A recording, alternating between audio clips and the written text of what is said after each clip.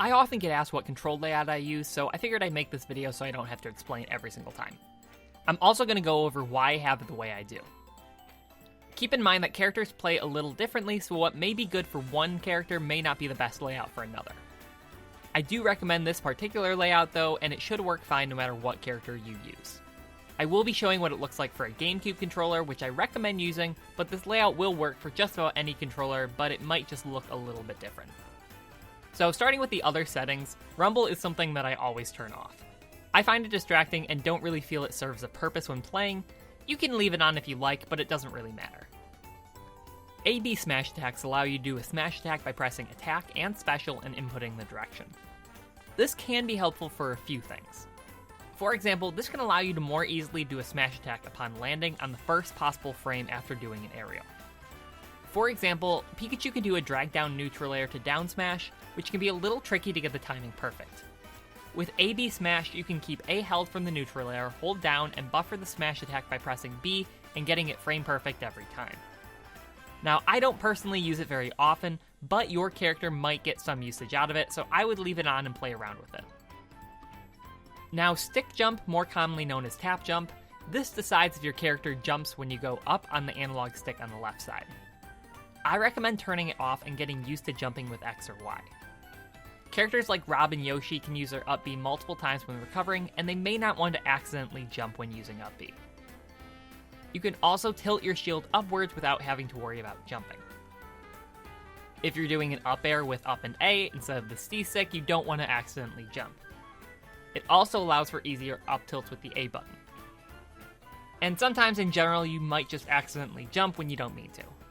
So there's a few reasons for you to keep it on in certain situations, or it may not bother you in general, but for the most part, I think it's best to turn it off. Stick sensitivity is something that confused the Smash scene when it first came out. There was very little documentation about it from Nintendo, but we did find out that it had to do with inputting smash attacks. When inputting a smash attack, you press the direction you want to go and press A at the same time. You have a 6-frame window to press A after the direction for a forward smash, and 4 for up and down smash. If you do it outside that window, you'll get a tilt attack instead. Setting the sensitivity to high gives you 1 extra frame of leeway, and setting it to low reduces the amount of frames by 1. So basically, setting it to high makes it easier to perform a smash attack with the analog stick and A. And setting it to low makes it easier to do a tilt attack. I would recommend setting it to high, and I will explain later why that is. As for the right side of the controller, I personally leave it how it is.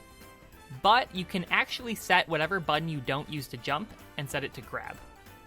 This can help you do a attack called boost grabbing, where from a run, you input a dash attack and cancel the dash attack with a grab, causing you to slightly extend your grab range.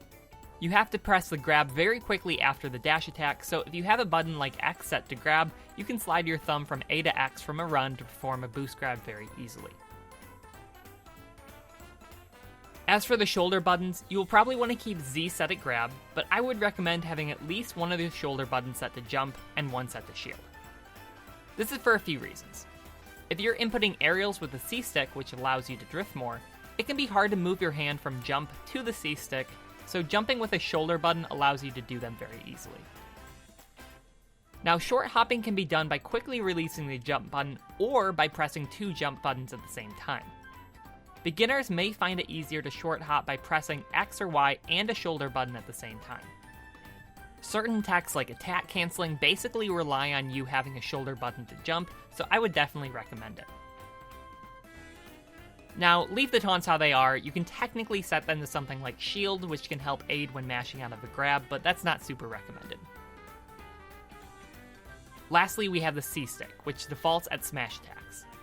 I, however, would recommend setting it to tilt attacks. In Ultimate, doing tilts out of a run is incredibly easy with tilt attack and is super useful. You can also use it to easily do pivot canceled forward tilts, which are often great options for characters. Many beginners have a tendency to do too many smash attacks, and not having a stick that is dedicated to smash attacks when you're on the ground can help to reduce that.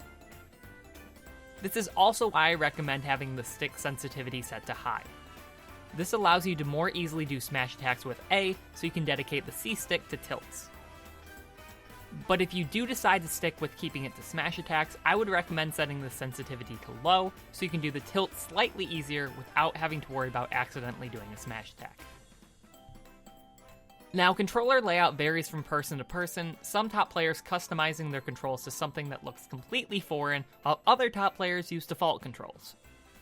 I think that this is a great layout to help you fundamentally improve at the game, and if you do need to tweak something, feel free to. Thank you so much for watching. Peace.